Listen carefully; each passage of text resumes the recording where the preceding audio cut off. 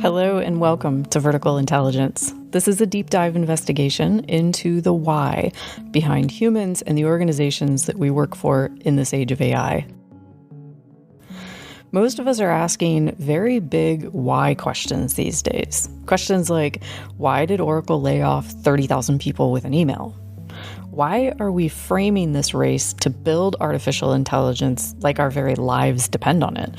Why are we ignoring environmental impacts and then assuming that this future AI that we build will just solve all of those problems for us? Or maybe why do 95% of investments into AI not provide a return on that investment? My name is Aliceanne Schmidt. For 20 years, I have worked as an organizational psychologist, helping leaders find their footing to navigate whatever the crisis of the time was. So in 2008, we had a crisis of capital. In 2020, it was a crisis of logistics and trying to figure out how to live in lockdown and work with your kids at home. And today we are staring down something that I call a complexity crisis. So AI acts like a complexity multiplier. It forces companies and governments and you and I as individuals to grapple with enormous questions that we have a hard time wrapping our minds around. Even the really brilliant people who are the world's foremost experts in this domain struggle to know how to make sense of what is happening. So this series unpacks a framework that has been studied and refined in developmental psychology over the last 100 years. It is used by companies and governments and individuals all over the world to train their best leaders to not only think more strategically, but to solve problems that seem unsolvable. There is a catch, however. Understanding psychology will force you to look at your own mind, and that is never an activity that is completely free of discomfort. So, in a very real sense, we have to be willing to step into unfamiliar and uncomfortable territory. So you can't say I didn't warn you, but the great news is that the juice is absolutely worth the squeeze. The aim of this first episode is to simply lay enough of a foundation that we can navigate the rest of this series. I want you to think of it like maybe preparing for a camping trip. So we're making sure that we have all of the right things packed, we're checking our gear, and we're doing the necessary pre-work to ensure that this journey we want to embark on is successful. So first, we need to understand what vertical intelligence means. Most of the education and the training you receive in life is horizontal. You might take a time management course, you might learn a new piece of software. What you're doing is adding new data and information onto the operating system of your mind. Vertical intelligence is a change in the complexity of the operating system of the mind itself. More specifically, it's an upgrade in your capacity to take perspectives that are more nuanced, more ambiguous, and that are more comfortable with paradox. The lens through which you view the world simply becomes more capable of seeing than it could before. And psychology has mapped this terrain of vertical development in exquisite detail. And in the episodes that follow, we're going to start exploring that map. But here's a few ground rules about how a person's vertical development unfolds. Rule number 1 is vertical intelligence has almost nothing to do with a person's IQ. There are actually around a dozen domains of intelligence, and most interestingly, they operate independently of one another. So for example, we've probably all met someone who had a high degree of emotional intelligence, meaning they could name their emotions easily, they could attune to you, they knew how to respond in a situation where the emotions were running high. But maybe they didn't have a super high IQ. Or maybe we've met somebody with a really high IQ, but they had low moral or ethical intelligence. So just as our cognitive IQ is separate from our emotional intelligence, which is separate from our ethical and our moral intelligence, so too is our vertical intelligence. And this is why fundamentally it is not enough to just be an expert from an IQ point of view in our field of work. Rule number 2 is that our vertical development unfolds in stages. Rule number 3 says you can't skip a stage, so there is no cutting to the head of this line. Why is that? That takes us to rule number 4. Rule number 4 shows that holding a perspective that is more complex requires you to have mastered the less complex one upon which it is built. So just like when we're learning math, we can't perform calculus or algebra if we don't yet know how to add and subtract. And vertical development works in this same way.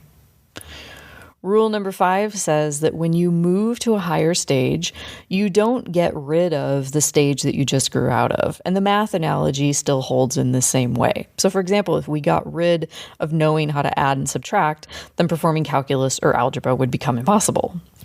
Rule number 6 says higher stages are not better and lower stages of development are not worse. So if, for example, I need to know the square footage of my house so that I can maybe buy some new flooring, for that, addition and multiplication is going to work perfectly. But if I am an engineer and I need to build a bridge, I need something more complex like calculus. So what matters isn't necessarily the stage of development, but the context that I'm applying my perspective to. And inevitably, life brings us people in situations that exceed our current sense-making capacity. Everyone experiences that. It doesn't matter how rich or how smart or how hardworking or how humble and ethical we are. And so the aim of this series is to help us better recognize the terrain that we're navigating so we can more skillfully meet those moments when we're not quite sure what to do. And the last rule is that every stage has gifts and strengths that they bring to our life, but they also have shadows. I want you to think of it like this. So anytime we shed a light on something physical in the world, it casts a shadow. And you can think of your ability to see and understand something as shedding light on it. We even describe it that way in everyday language. So if I'm stuck and I don't know how to move forward, I might say to a friend or to a colleague, can you shed some light on this for me? I'm not really quite sure what I'm dealing with. And our vertical development is the same. So the perspective itself creates a kind of blind spot that we then have to know how to navigate. And knowing what those blind spots are makes them a lot easier to deal with because our mind and our nervous system tends not to like being taken by surprise or left with a sense that there is something here that I just can't quite see. So those are the ground rules for vertical development. The last bit of camping gear that I want to pack before we head off on our journey is a central idea in Buddhist psychology called dependent origination. So if you're a secular person, rest assured that this idea has nothing to do with religion. Buddhist psychology is centered around the question of what is it that causes human suffering and how can we best alleviate it? And all of that removes any kind of need for moralistic proclamations. If our vertical development describes how our perspective taking unfolds in stages, then the teaching of dependent origination describes how we might get confused and lost along the journey. So this teaching is something of a schematic map or a series of if this, then that, cause and effect statements that can illuminate how both our suffering and our sense of self get constructed, either in a moment or over an entire lifetime. So in order to see how this map works, let's consider an imaginary scenario. This explanation comes from Rob Burbea's widely acclaimed book titled Seeing That Phrase, which I cannot recommend more highly. So the scenario is this. Let's say your boss has asked you to give a presentation at work tomorrow for a group of your more senior colleagues. And in the past, you were exposed to what felt like some harsh criticism for the presentations that you had delivered, both at this job and in jobs in the past. And so this idea of tomorrow's meeting fills you with some really uncomfortable emotions.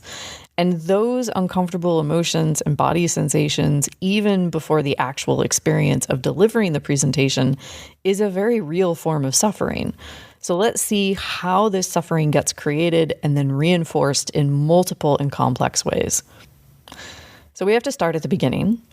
And a Buddhist will say that all humans are born without an understanding of something called emptiness, which sounds like a negative word to most Western ears. Emptiness can be thought of like this. So we all take it for granted that people and things are as real as they seem to be, that they exist as they appear to in a substantial way.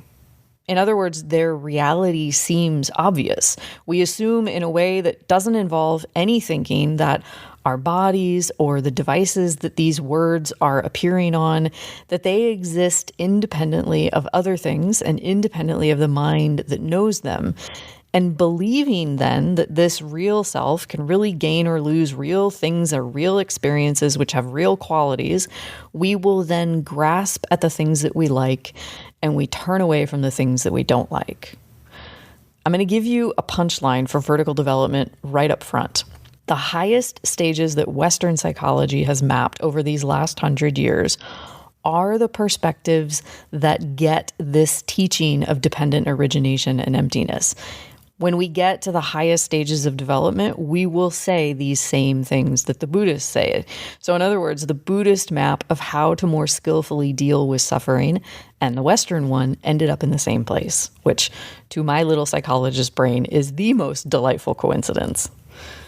So let's return to this uncomfortable situation of tomorrow's presentation.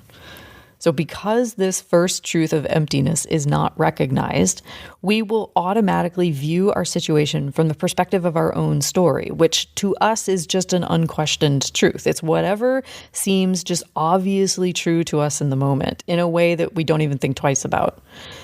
Belief in this story generates expectations of how I will be seen and treated tomorrow.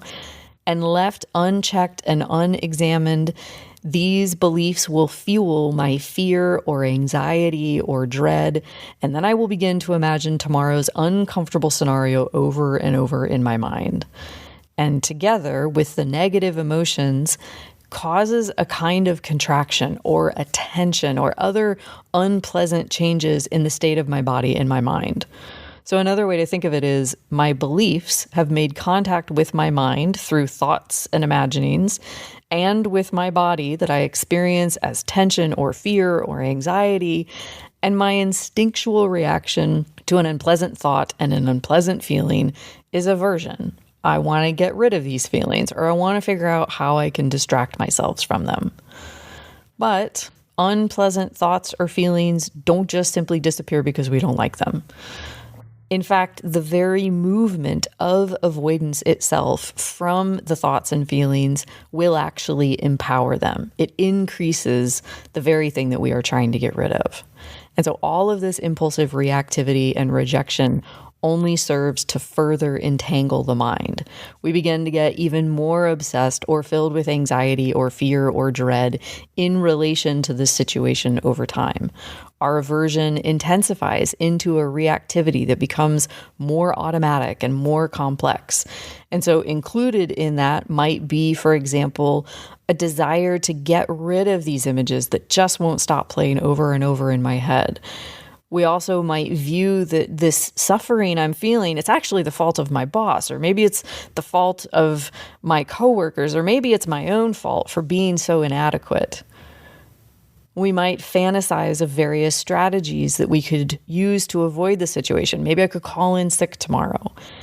But then I'm going to experience worry that if I just avoid this presentation, what if I'm seen as a coward or not very professional or not up to the job? And so all of this supports a kind of becoming. It's a desire to then be someone who is not shamed, and the mind will start groping toward some decision about what it can do. And without proper insight, our only option is to try to control the situation. And there don't seem to be many good possibilities for doing that. And depending on which of those strands that were involved in my aversion were the strongest, a particular direction of becoming will emerge and it gathers momentum. So it might be perhaps due to past habits that the fantasies of avoidance are the thing that wins out. And so I send an email and I say, you know what, I'm not feeling well. I'm not going to be in tomorrow. This is a birth of sorts. An action has been taken and now its consequences are unavoidable. So in a moment, I might breathe a sigh of relief, and I might even begin to look forward to what feels like a very well-deserved break tomorrow. And although I might briefly feel better, this relieved self that has just been born and constructed contains within it the seeds for its own future instability. And very soon, I won't be able to evade the thoughts of self-judgment. They'll start to creep in for this course of action that I have taken. And those thoughts and this low-grade feeling of a lack of self-worth that they create begins to spread in the cracks of the structure of this relieved self that was constructed.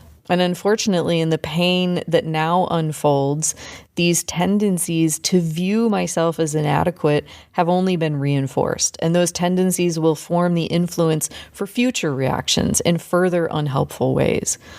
This descriptive sketch does suggest a kind of linearity that is not really there.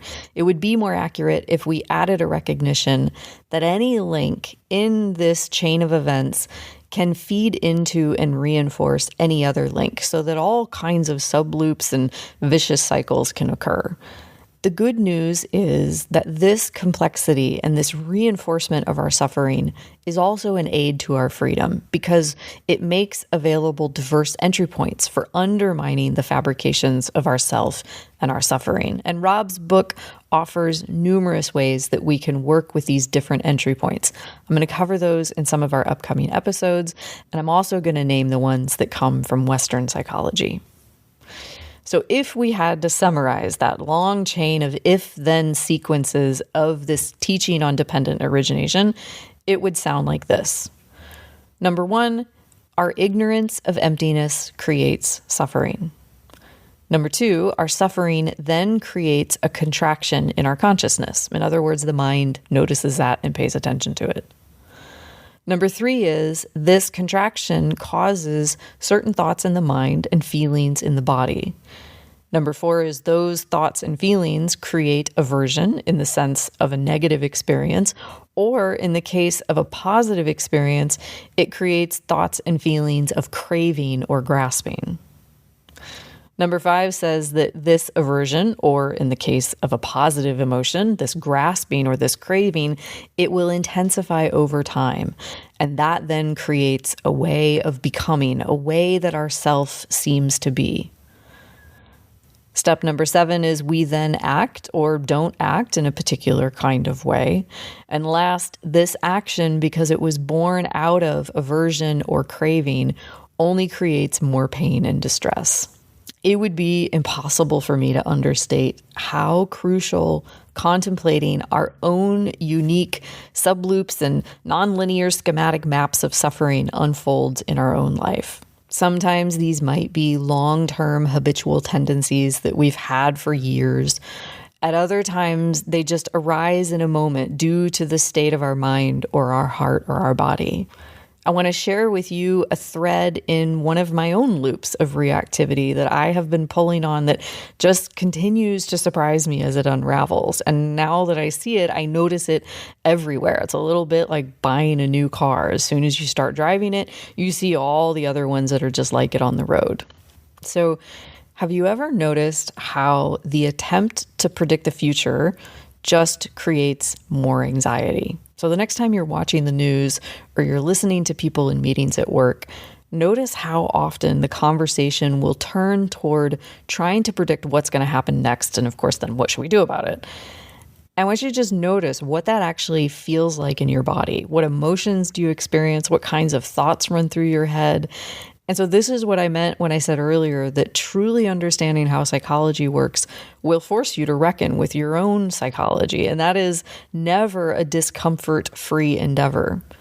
But if we allow ourselves to stay present to what we experience, we might then notice how our discomfort with uncertainty further strengthens our desire to then control that uncertainty, which then only creates more anxiety and more fear and more uncertainty, which then just breeds a more desperate attempt to try to control something that is fundamentally uncontrollable. I once had this brilliant VP who reminded us that every plan or strategy we created was simply a map of what was not going to happen. So she would say to us, the only thing that we can now know for sure is that this is how things are not going to go. The wisdom in her reminder to us is that the more lightly we hold our plans, the more agile and resilient we are when it doesn't happen the way that we thought it would. And so that is not to say that we shouldn't make plans, but we need to know how to relate to them with wisdom, because too often the plans that we create are just a proxy to try to control things that we can't actually control.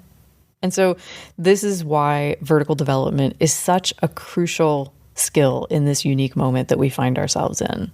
There has always been suffering in the world, but the way in which AI exposes our fears, our discomfort with uncertainty, as well as all of the systemic cracks in our political and economic and business institutions, it creates something of an opportunity for us to lean into something that we might not have otherwise been willing to. And so in our next episode, we're going to explore the first 2 of the 10 stages of vertical development. And we'll talk about the foundational contributions that they bring to our everyday life, as well as the shadows and patterns of reactivity that it can create if we haven't yet done the work of cleaning up how this stage of development lives inside of us today. We will also talk about the collective expressions of these first 2 stages of development. In other words, how do they live inside of our organizations, our politics, our societies, even our family and our friendships? Until next time, I am Aliceanne Schmidt, and this is Vertical Development. Thank you for listening.